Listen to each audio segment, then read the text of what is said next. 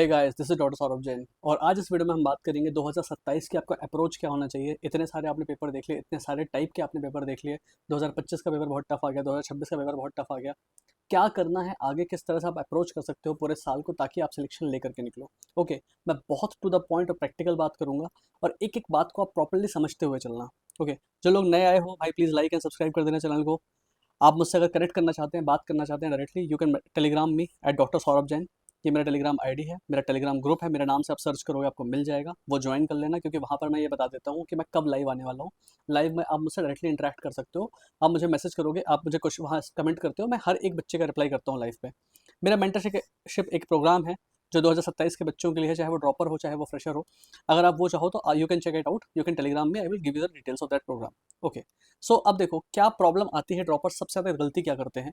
जैसे ही बच्चे तैयारी करना शुरू करते हैं, जैसे ही उन्होंने ड्रॉप लिया और उन्होंने सोचा कि हमको अगले साल की तैयारी करनी है, उनको लगता है उनके पास टाइम इनफाइनाइट अमाउंट है। ठीक है, उनको लगता है बहुत टाइम है, आराम आराम से करो, एक एक चीज़ को बहुत डिटेल में डेप्थ में चलते हुए करो और सब हो जाएगा। और क्या करते हैं, सबसे पहले वो सोचते हैं कि मेरा क्या सब्जेक्ट वीक था। मान लो मेरा फिजिक्स वीक था या मेरी केमिस्ट्री वीक थी या बायो वीक थी। यूजली वो सोचते हैं फिजिक्स मेरी वीक थी या केमिस्ट्री के मेरे ये चैप्टर्स वीक थे, सबसे पहले मैं इन पे फोकस करूंगा, इस बार मैं इनका लेवल बहुत अच्छा करूंगा। ओके, और वो अन इवन तरीके से कुछ सब्जेक्ट्स पे बहुत ज़्यादा ध्यान देते हैं। यूजली लोग फिजिक्स पे बहुत ज़्यादा ध्यान देते हैं इन द स्टार्टिंग, बाद में उन्हें रियलाइज होना शुरू होता है कि फिजिक्स तो ठीक है, बाकी केमिस्ट्री बायो छूट गई पूरी, तो वो बाद में केमिस्ट्री एंड बायो की तरफ आते हैं। तो एक अन इवन जो प्लानिंग करके बच्चे चलते हैं, ये एक बहुत बड़ी गलती है। आपको आपके टेस्ट सीरीज के हिसाब से तीनों ही सब्जेक्ट के जो कोर्स आपको जो चैप्टर्स दिए हुए हैं वो पूरे करते हुए चलने हैं, अनइवनली नहीं भागना है। कैसे करना है वो मैं अभी बताता हूँ। सबसे बड़ी गलती जो टॉपर्स करते हैं वो they have too much material. उन्होंने 1 साल कोचिंग करी, 2 साल कोचिंग करी, 3 साल कोचिंग करी, फिर इस टीचर से भी पढ़ा, उस टीचर से भी पढ़ा, फलाने टीचर से पढ़ा। सबके करते करते उनके पास पोथियाँ इकट्ठी हो जाती हैं हर एक सब्जेक्ट की। ठीक है, और वो सोचते हैं कि मैं सारा मटेरियल कर लूंगा, और वो सोचते हैं कि अभी इसके अलावा कुछ छूट गया तो और नया जो आ सकता है वो खरीद लो। जस्ट बिकॉज आपके पास पैसा है और आप फेंक के पैसा खरीद सकते हो कोई सामान, इसका मतलब ये नहीं कि आप उसको पढ़ पाओगे। और ये जो चीज़ आपको आज बहुत आसान लग रही है साल के स्टार्टिंग में, वो लास्ट में जाकर के आपको बहुत लेट लगेगी। ड्रॉपर्स अपने दिमाग में सोच के चलते हैं कि मैं स्टार्टिंग में मेहनत कर लेता हूँ, रिजल्ट क्या आता है वो लास्ट में देखा जाएगा। नहीं, तुमको स्टार्टिंग से बहुत डिसिप्लिन तरीके से चलना होगा, नहीं तो इस लूप से बाहर नहीं निकल पाओगे। ठीक है, सो मटीरियल लिमिटेड यूज़ करना है। तुम्हारे पास तुम्हारी टेस्ट सीरीज के हिसाब से, जो भी टेस्ट सीरीज तुम ज्वाइन करो जिसमें हर 2 हफ्ते में पेपर होता हो, या हर हफ्ते में पेपर होता हो, या हर 3 हफ्ते में पेपर होता हो, मोस्ट ऑफ द कोचिंग्स में हर 2 हफ्ते में पेपर होता है। तो उस 2 हफ्ते में जितना मटेरियल तुम, जितना कंटेंट तुमको तैयार करके जाना है टेस्ट के लिए, उतना ही मटेरियल तुम और उतना ही चैप्टर्स तुम पढ़ोगे। ठीक है, और जो तुमको टेस्ट में आ रहा है वो ही तुम ढंग से करके जाओगे, और उतने गिवन टाइम में जितना हाई लेवल के तुम क्वेश्चंस कर सकते हो उतना करोगे। एक बार वो चैप्टर्स चले गए उसके बाद सीधे तुम अगले चैप्टर पर शिफ्ट हो जाओगे। ठीक है, मतलब हमको अगर हमारे हर 14 डेज में टेस्ट हो रहा है, तो उस 14 डेज में जो भी हमारा केमिस्ट्री में आ रहा है और जो भी हमारा फिजिक्स में आ रहा है, इनका जितना मटेरियल हमको इतने में ही कंप्लीट करना है। मतलब अगर से फॉर एग्जांपल मान लो तुम्हारे टेस्ट में laws of motion 1D 2D kinematics से पूरा अगर मान लो एक 14 डेज के टेस्ट में आ रहा है, तो तुम्हारे पास फिजिक्स करने के, इन चैप्टर्स को करने के 14 डेज ही हैं। तुमको इसमें एरोडोफ करनी है कर लो, तुमको इसमें डीसी पांडे करनी है कर लो, तुमको इसी के अंदर एचसी वर्मा करनी है कर लो, तुमको इसी के अंदर कोचिंग के मॉड्यूल करने हैं कर लो, तुमको आईआईटी क्वेश्चन करने हैं कर लो। जो तुमको करना है इसी 14 डेज के अंदर तुमको करना है। उसके बाद तुम इन चैप्टर्स के पीछे अलग से जबरदस्ती हाई लेवल क्वेश्चन करने नहीं जाओगे। मीन्स आपको जो तैयारी करनी है वो आपकी बहुत टाइम बाउंड तैयारी चलेगी। आपको इनफाइनाइट टाइम नहीं है कि आप फिजिक्स में डीसी पांडे लेके बैठ गए और उसके बाद आप अगले 5 महीने तक डीसी पांडे ही कर रहे हो। जो आप जो भी टेस्ट सीरीज फॉलो करो, लिमिटेड टाइम में जो चैप्टर्स आने हैं उसको तभी कंप्लीट करना है, खत्म करना है, आगे बढ़ना है। तो मटेरियल तुम वैसे भी बहुत लिमिटेड ही यूज़ कर पाओगे, मटेरियल तुम बहुत हाई फाई यूज़ नहीं कर पाओगे। ज़्यादा से ज़्यादा आपकी कोचिंग के मॉड्यूल्स और एनसीईआरटी आप यूज़ कर सकते हो। इससे बहुत ज़्यादा के चक्कर में आपकी प्रिपरेशन अनबैलेंस हो जाएगी, मतलब आप किसी एक सब्जेक्ट की तरफ ज़्यादा चले जाओगे, दूसरे सब्जेक्ट की तरफ आप नहीं जा पाओगे, जो कि प्रिपरेशन करना तरीका गलत है। ठीक है, फिर दूसरी चीज़, बच्चे क्या करते हैं, एक गलती ड्रॉपर्स करते हैं, आप फिर से क्यों पूरी कोचिंग करने बैठे हो, आपको रिक्वायर्ड नहीं है। बायो आपको अगर आती है, आपके ऑलरेडी 300 नंबर से ज़्यादा थे, जो लिमिटेड चैप्टर तुम्हारे छूट गए हैं, तुमको लगता है कि ये चैप्टर तुम्हारे वीक थे, केवल उन चैप्टर्स की वीडियोस देखो, इसके अलावा बायो तुम्हारी फिर से तुमको जीरो से नहीं करनी है। Same goes with chemistry and physics. जब तुम्हारा केमिस्ट्री फिजिक्स का सिलेबस चल रहा होगा, तब तुम उस समय अगर कोई तुमको लगता है जो चैप्टर इस बार टेस्ट में आने वाले हैं, वो चैप्टर में से अगर तुमको लगता है कोई चैप्टर तुम्हारा वीक है जो तुमको पहले से नहीं आता ढंग से, तो ही उसका लेक्चर देखने जाओ। नहीं तो बचा हुआ पूरा टाइम यूज करो क्वेश्चन प्रैक्टिस के लिए। एज ए ड्रॉपर आपका 70 to 80% टाइम क्वेश्चन प्रैक्टिस पे जाना चाहिए। Question practice is the only thing that you have to do. 70 to 80% time you have to give for your question practice. इसके अलावा आप कुछ भी करोगे तो आप केवल लेक्चर से देखते रह जाओगे, कथा सुनते रहोगे, आप आपके दिमाग में जाएगा कुछ नहीं, आपको लगेगा लेकिन आपकी ग्रोथ कर रहे हो। आपको केवल अंदर से एक सेंस आएगा कि देखो मैंने कितना टाइम लगाया लेक्चर देखने के लिए, लेकिन उससे आपका ओवरऑल डेवलपमेंट और ग्रोथ नहीं होगा। You will not be able to perform in the examination. बहुत सारे बच्चे बोलते हैं सर मेरी बायो ना एनसीईआरटी मैंने 10-10, 15-15, 20-20 बार पढ़ी हुई है, मुझे बहुत अच्छे से आती है, लेकिन तब भी जब मैं एग्जाम देने बैठता हूँ तो मेरे नंबर 300 से ज़्यादा नहीं आते। क्यों? क्योंकि तुमने थ्योरी पढ़ ली, तुमने कभी क्वेश्चन प्रैक्टिस नहीं करी। बायो भी एक ऐसा सब्जेक्ट है जिसके आप स्कोर तभी कर सकते हो जब आप क्वेश्चन प्रैक्टिस करो। So less number of question practice एक बहुत बड़ी प्रॉब्लम है ड्रॉपर्स के साथ। आप कम क्वेश्चन प्रैक्टिस करोगे, आप एग्जाम में परफॉर्म नहीं कर पाओगे। बायो में कम से कम रोज के 100 क्वेश्चन, मतलब साल भर में 30,000 क्वेश्चन। केमिस्ट्री के रोज के 50 क्वेश्चन और फिजिक्स के रोज के 50 क्वेश्चन, मतलब 15-15 हज़ार क्वेश्चन केमिस्ट्री में, 15,000 क्वेश्चन फिजिक्स में। इतने आपके होने चाहिए तब जाकर के आप मान के चल सकते हो कि आपको इंडिया के टॉप 20 मेडिकल कॉलेज में से कोई कॉलेज मिलेगा। ठीक है, और ये मैं मिनिमम लेकर चल रहा हूँ कि कम से कम आप जब टॉप मोस्ट कॉलेज के लिए टारगेट करोगे तब जाकर के आप कहीं ना कहीं उससे थोड़ा नीचे या फिर उससे थोड़ा ऊपर जा पाओगे, है ना। तो आपका गोल तो कम से कम ये होना चाहिए कि साल भर का टाइम लगा रहे हो, बिकॉज आज आप 300 नंबर पे भी हो तो भी 600 650 पहुंचना बहुत बड़ी बात नहीं है। बशर्ते आप मेहनत करो, स्टार्टिंग से करो, डिसिप्लिन वे में करो और बिल्कुल सिस्टमेटिक तरीके से करो।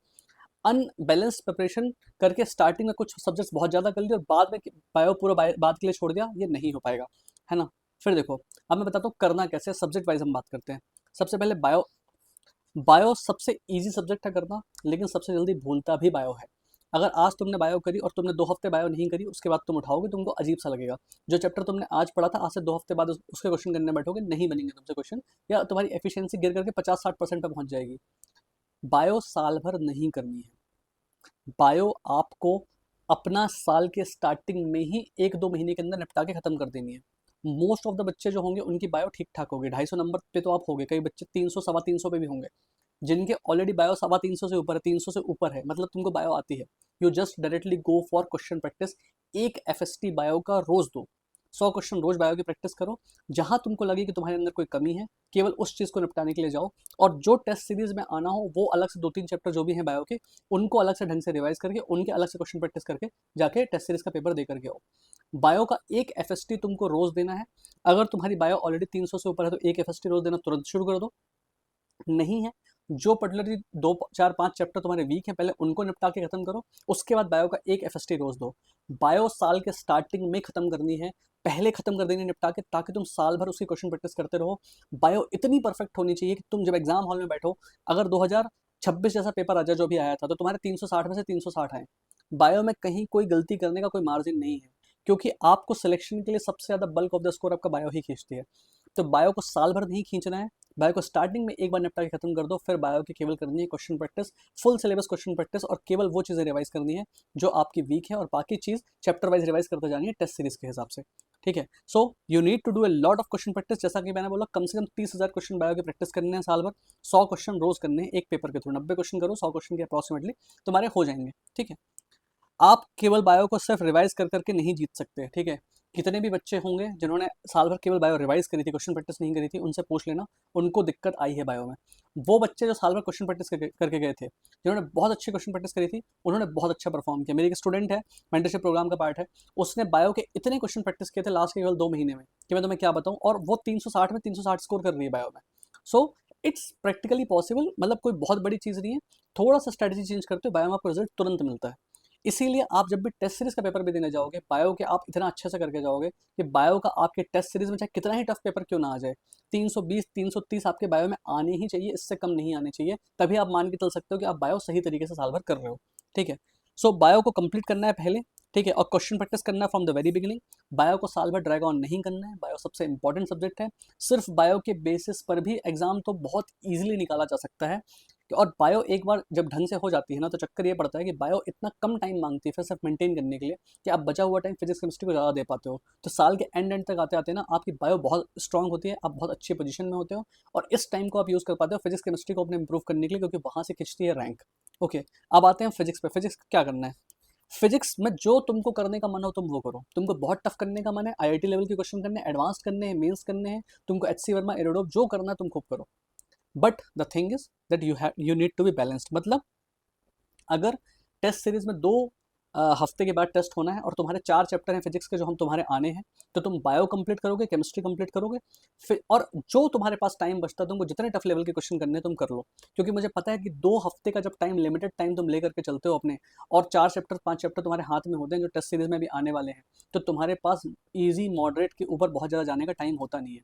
तो वो चीज़ अपने आप बैलेंस आउट हो जाएगी। तो तुम्हारे अंदर जितनी कुव्वत हो तुम कर लो, बायो कर लो, केमिस्ट्री अपने ढंग से मैनेज करो, उसके बाद तुम्हारे पास जितना टाइम बचता है फिजिक्स में जितना तुमको टफ करना है तुम कर लो, क्योंकि बहुत ज़्यादा टाइम होता भी नहीं है। तो कम से कम तुमको, अगर तुम अपना टेस्ट सीरीज को फॉलो करते हुए चलोगे तो एटलीस्ट तुम एक बैलेंस्ड वे में काम करोगे। तुमको खुद पता है कि तुमको फिजिक्स करने के लिए इतना इतना तुम्हारे पास टाइम है, तो तुम ये चीज़ें कंप्लीट कर पाओगे। एक बार जो टेस्ट में निकल गया चैप्टर, उस चैप्टर को अगले टेस्ट में ड्रैग ऑन नहीं करना है। अगले टेस्ट जो आपका आएगा उसमें जो चैप्टर्स है फिजिक्स है फिर वो करना है। तो इस तरह से तुमको बैलेंस्ड अप्रोच लेके चलनी पड़ेगी कि तुम जितना उतने लिमिटेड अमाउंट ऑफ टाइम में तुम कितना क्या क्या कर पा रहे हो फिजिक्स का। अनबैलेंस तरीके से नहीं चलना है, तीनों सब्जेक्ट को लेते हुए चलना है। ठीक है। अगर तुम्हारा टेस्ट सीरीज के हिसाब से सिलेबस जो है उसमें बायो तुमको कंप्लीट करनी है, केमिस्ट्री करनी है, कुछ बैकलॉग छूट रहा हो फिजिक्स को छोड़ देना। ठीक है। फिजिक्स लीस्ट इंपॉर्टेंट सब्जेक्ट है फिलहाल के हिसाब से। कुछ बैकलॉग छूट रहा हो, वैसे तो तुम अगर इतना हाई फाई जाने की तैयारी कर रहे हो तो तुम फिजिक्स कर ही लोगे, लेकिन फिर भी छूट रहा हो तो फिजिक्स को छोड़ देना। कुछ थोड़ा बहुत छूट रहा हो तो कोशिश करना कि तुम्हारा जब ये दिसंबर में, जनवरी में जब कोर्स खत्म हो जाए उसके बाद जो बचा हुआ टाइम होगा उसमें एक आधा महीने में तुम बचा हुआ बैकलॉग अपना कंप्लीट कर सकते हो। ठीक है। आपको जितना टफ करने का मन हो आप करो, क्योंकि मैं बच्चों को रोकूंगा, बच्चे मानेंगे नहीं, और आपके टीचर्स भी इस बार बहुत पढ़ाने वाले हैं। तो आपको जितना टफ करने का मन हो करो, लेकिन उस गिवन टाइम पीरियड में, मतलब अगर 14 डेज में कोई चैप्टर्स खत्म करने हैं तो उतना खत्म कर लो, उसके बाद फिर अगले चैप्टर्स पे चले जाओ। ठीक है। आपका test series score of biology and chemistry maintain रहना चाहिए, और जो भी टेस्ट सीरीज आप ज्वाइन करो, एक बात मान के चलना, 500 से कम नंबर नहीं आने चाहिए किसी टेस्ट में। बायो 360 नंबर की, बायो में कम से कम 330 नंबर आपके आने चाहिए। फिजिक्स में कम से कम तुम्हारे 70-80 नंबर, 100 नंबर आने चाहिए, और केमिस्ट्री में कम से कम 100 नंबर आने चाहिए। मतलब तुम कम से कम 500, 550 से ऊपर ही चलोगे। थोड़ा बहुत मान लो किसी टेस्ट में फिजिक्स बहुत टफ आ जाती है, तुम्हारा स्कोर कम हो गया, मान लो 70-80 पे आ जाएगा। केमिस्ट्री बहुत टफ आ जाती है, मान लो तुम्हारा स्कोर 70-80 पे आ जाएगा, तो भी बायो एंड फिजिक्स केमिस्ट्री मिला करके तुम्हारा स्कोर 500 के आसपास होना चाहिए। अगर 500 से कम नंबर से कम आ रहे हैं तुम्हारे टेस्ट सीरीज में, इसका मतलब तुम्हारी स्ट्रैटेजी गलत है। इसका मतलब है तुम बायो को टाइम नहीं दे रहे, क्योंकि bulk of the score bio से खिंच जाता है। और तुम्हें समझ में नहीं आया तो तुम मुझे मैसेज कर देना टेलीग्राम पर, मैं तुमको बता दूंगा कि तुम्हारी पर्सनल प्रॉब्लम कहाँ है, तुम्हारी स्ट्रैटेजी कहाँ गलत हो रही है। बट इस बात को बहुत गौर से सुन के चलना, टेस्ट सीरीज में आपका स्कोर 500 से ऊपर ही होना चाहिए। अगर 500 से कम है, इसका मतलब फ्रॉम द वेरी स्टार्ट समझ के रखो कि तुम्हारी स्ट्रैटेजी कहीं ना कहीं गलत है। ओके। और अगर 500 से ऊपर तुम मेंटेन करके चलते हो साल भर में टेस्ट सीरीज में, किसी भी टेस्ट सीरीज में हो, तो तुम ये मान के चलो कि तुम फाइनल एग्जाम में 600 तो बहुत इजीली क्रॉस कर लोगे, लास्ट तक आते आते तुम्हारी इतनी प्रिपरेशन हो जाएगी। सो इफ आप मेहनत करना चाहते हो, from the very first day prove करो कि तुम इतनी मेहनत कर रहे हो, तुम वो डिजर्व करते हो। ठीक है। लास्ट के भरोसे मत बैठो। केमिस्ट्री तुमको अपने टेस्ट सीरीज के हिसाब से कंप्लीट करनी है। इसके अलावा केमिस्ट्री में एनसीईआरटी भी करनी है, इंटेक्स क्वेश्चन भी करने हैं, बैक क्वेश्चन जो दिए हुए हैं वो भी करने हैं। फिजिकल में अगर तुमको जरूरत पड़ती है फिजिकल की, क्योंकि क्वेश्चन एनसीईआरटी के बहुत टफ है, तुमको लगता है कि फिजिकल की क्वेश्चन करने में तुमको दिक्कत आ रही, कैलकुलेशन करने में टाइम बहुत ज़्यादा लग रहा है, you can use calculator. Physical इकलौती एनसीईआरटी की एक ऐसी चीज़ है जहाँ पर क्वेश्चंस जो है अच्छे हैं, लेकिन क्वेश्चन कैलकुलेशन फालतू के बहुत ज़्यादा टफ दिए हुए हैं, उसके लिए तुम कैलकुलेटर यूज़ कर सकते हो ताकि तुम्हारा टाइम बच जाए। ठीक है। बाकी अगर आपको नहीं मिल पाता फिजिकल केमिस्ट्री में एनसीईआरटी करने का टाइम, चल जाएगा। इनऑर्गेनिक ऑर्गेनिक में जरूर देख लेना क्या दिया हुआ है, कहीं तुम्हारे नोट्स में कुछ छूट तो नहीं गया है। ठीक है। सो जो लोग सिर्फ थ्योरी रिवाइज करेंगे वो इस साल फिर सेलेक्ट नहीं हो पाएंगे। You need question practice and a lot of it. Okay. किसी एक चैप्टर को या किसी एक सब्जेक्ट को अगर तुमने बहुत ज़्यादा टाइम दिया, अनबैलेंस तरीके से तुम चले, तो भी तुम्हारा सिलेक्शन नहीं हो पाएगा। You need to work on all 3 subjects, but you need to give priority time to bio and chemistry. उसके बाद फिजिक्स में जितना तुम कर सकते हो करो। टेस्ट सीरीज आपको फॉलो करनी ही पड़ेगी। टेस्ट सीरीज के स्कोर से कोई फर्क नहीं पड़ता, टेस्ट सीरीज से भी कोई फर्क नहीं पड़ता। आप ये कोचिंग उठपटांग क्वेश्चन पूछे वो आपसे नहीं बन रहा, उससे भी कोई फर्क नहीं पड़ता। टेस्ट सीरीज आप सिर्फ और सिर्फ यूज कर रहे हो एक प्रॉपर शेड्यूल अपना मेंटेन रखने के लिए कि इतने दिन में मुझे इतना खत्म करना है। क्योंकि टेस्ट सीरीज भी अगर आप देखोगे तो मैक्सिमम कोचिंग्स की फरवरी तक जाके खत्म हो रही है, तो भाई तब तक तो तुम अपना सिलेबस खत्म करोगे ना, क्योंकि तुमको 2 महीने तो चाहिए रिवीजन के लिए। मोस्ट ऑफ द टाइम जिनकी तैयारी अच्छी है उनको मैं बोलूंगा अपना सिलेबस दिसंबर में ही खत्म कर लेना, ताकि जनवरी में तुम बचा हुआ बैकलॉग निपटा सको और फरवरी से तुम फुल सिलेबस टेस्ट दे सको। लेकिन फिर भी मैक्सिमम लोग टेस्ट सीरीज को जो फॉलो करेंगे तो एटलीस्ट उनका शेड्यूल आपका फॉलो होना चाहिए। तो आपका स्कोर आपको साल भर इंप्रूव होता दिखना चाहिए। साल भर आपका टेस्ट सीरीज में स्कोर कम से कम 500 550 मेंटेन रहे, इसका मतलब आपकी तैयारी सही चल रही है। अगर आपका मेंटेन नहीं है तो सबसे पहले तुम ध्यान दोगे बायो में तुम्हारा नंबर कम तो नहीं है। बायो के बाद आप आओगे फिजिक्स एंड केमिस्ट्री पर, जिसमें केमिस्ट्री आपकी प्रायोरिटी होनी चाहिए, क्योंकि वो रटने वाली चीज़ें हैं, ऑर्गेनिक इनऑर्गेनिक। फिजिकल में थोड़ा स्कोर कम भी होगा, चल जाएगा आपका, लेकिन वो आपका बल्क नहीं उठाता, बल्क उठाता आपका ऑर्गेनिक और इनऑर्गेनिक। इस तरह से आप करते हुए जाओगे, अगर आप कंसिस्टेंट मेंटेन कर पाते हो इतना का, तो तुम श्योर हो सकते हो कि तुम्हारा सिलेक्शन हो जाएगा। जो अगर तुम्हारे स्टार्टिंग से ही नंबर 300 आ रहे हैं और तुम ध्यान नहीं दे रहे हो और पड़े हुए हो फिजिक्स के पीछे कि इन सर का लेक्चर देख ले, उनका लेक्चर देख ले, और लास्ट तक अगर तुमने इसको दिसंबर जनवरी तक खींचा, तो मान के चलो फिर सिलेक्शन नहीं होगा, because you are going in wrong direction. See, it's not about your hard work, it's also about the direction in which you are going. आपकी जो स्ट्रैटेजी है वो बहुत मायने रखती है। जो चीज़ मैं बोल रहा हूँ उसका बहुत एसेंस इस बात का है कि मैं बहुत ज़्यादा इंफेसाइज कर रहा हूँ कि तुम बायो करो, बायो ढंग से करो, और केमिस्ट्री फिजिक्स में बैलेंस्ड टाइम दो। जितना तुम्हारा 2 हफ्ते में सिलेबस होना चाहिए उतना तुम करते हुए चलो। ओके, सो अगर आपका स्कोर मेंटेन नहीं हो पा रहा है 500 के आसपास, तो कहीं ना कहीं स्ट्रैटेजी चेंज किए जाने की ज़रूरत है तुरंत। तो इस तरह से अगर आप करोगे, you can get a good score. And एक चीज़ मैं और बोलना चाहता हूँ, ड्रॉपर्स के अंदर बहुत ज़्यादा गिल्ट एंड शेम होता है, उनको लगता है कि मेरे इतने साल चले गए तो क्या होगा। So don't worry about this things. Okay, medical field में ड्रॉप का बहुत ज़्यादा वैल्यू नहीं होता। अगर आप ड्रॉपर भी हो तो उससे कोई बहुत ज़्यादा फर्क नहीं पड़ता। आपके ड्रॉप का कोई सिग्निफिकेंस नहीं बचता है अगर आप अल्टीमेटली सिलेक्ट हो जाते हो और आप लाइफ में आगे चल के एक अच्छा डॉक्टर बन जाते हो। बहुत सारे लोग हैं बहुत ड्रॉप लेके मेडिकल कॉलेज तक पहुंचते हैं, कई लोग बीएससी कंप्लीट करके पहुंचते हैं, लेकिन वो मेडिकल कॉलेज पहुंचने के बाद बहुत अच्छा परफॉर्म करते हैं। And the simple reason being कि मेडिकल कॉलेज में ना कोई फिजिक्स केमिस्ट्री नहीं होती। ओके, वहाँ पे सिर्फ होती बायो, और कुछ लोगों का पैशन होता है बायो। कुछ लोगों को बायो बहुत अच्छी लगती है, तो वो नीट यूजी में उतना अच्छा परफॉर्म नहीं कर पाते, लेकिन कॉलेज में और उसके बाद पीजी में बहुत अच्छा परफॉर्म करते हैं। So whatever your performance has been till now, आप ड्रॉपर हो नहीं हो कोई फ़र्क नहीं पड़ता इस बात से। आपके आगे की मेडिकल जर्नी का इस पूरी चीज़ से, यूजी के आपके रिजल्ट से कोई लेना देना नहीं है। सो वर्क हार्ड, कोई दिक्कत रहे, दिक्कत हो, हर दूसरे तीसरे दिन मैं लाइव आता हूँ यूट्यूब पर। लाइव सेशन ज्वाइन करो, मुझसे पूछो, कोई प्रॉब्लम हो टेलीग्राम पे मुझे मैसेज करो, मुझसे गाइडेंस ले सकते हो, ले लो। अगर तुम्हें ठीक लगता है, तुम चाहो तो मेंटरशिप प्रोग्राम भी ले सकते हो, मेरे मेंटरशिप प्रोग्राम का पार्ट बन सकते हो। That is a paid program, that's up to you. But the main thing is that you should keep working hard and follow this strategy. Videos follow करते रहो, कुछ दिक्कत है मेरे से बात करो, एंड बेस्ट ऑफ लक। इस बार एग्जाम निकाल के ही फ्री होना है। एग्जाम के बदलते पैटर्न को देख करके घबराना नहीं है। You will be able to manage and आराम से निकल जाएगा पेपर। Thank you.